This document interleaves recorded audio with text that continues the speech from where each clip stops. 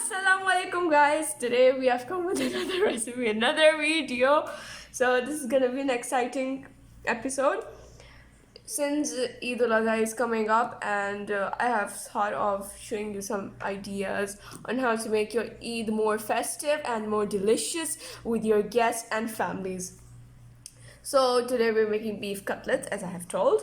This is half kg minced meat, and we will add all the spices together, and then we will grind it, and then we will roll up all the mixture into small circle flats. Okay, so starting off with the spices, this is 8 to 10 cloves of garlic. If yeah, almost like that whole bunch which you find.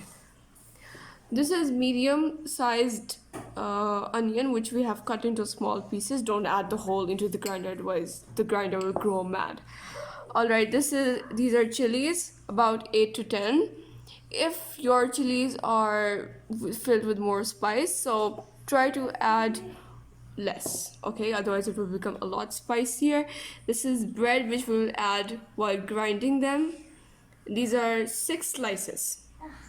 And this is coriander, half cup. This is black pepper, half teaspoon. Garam masala, 1 teaspoon. And this is the pink salt, it looks so pretty. This is 1 teaspoon.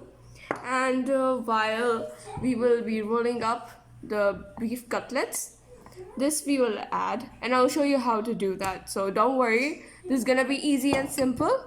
So don't panic at the start looking at this. Alright, now let's start. Alright, this is one kebab. We have a cutlet we have made to show you how it has to be. And this is the mixture. It's very soft. It's not too soft and not too hard. It just have to be of medium texture. Alright, so now we're gonna show you how to make the beef cutlets. You have to make it thin using your hands and make it flat in a circle shape.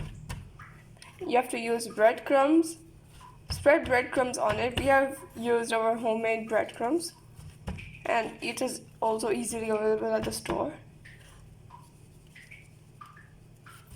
Just like this, we have to make it flat and thin so that when we fry it, it does not take much time. Just like this, we have to put the cutlet on the butter paper. Alright, so I have beaten 2 eggs into this bowl, and I've made it all fluffy, and then now I'm gonna coat this kebab, which I had kept in the freezer for about 2 to 3 hours. So coat this well, and then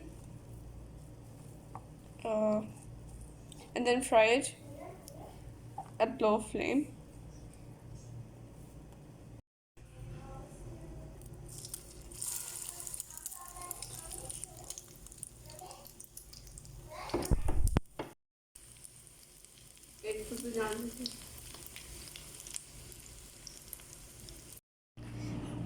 I hope you like this video, and please subscribe, share, like, and also try this recipe at home.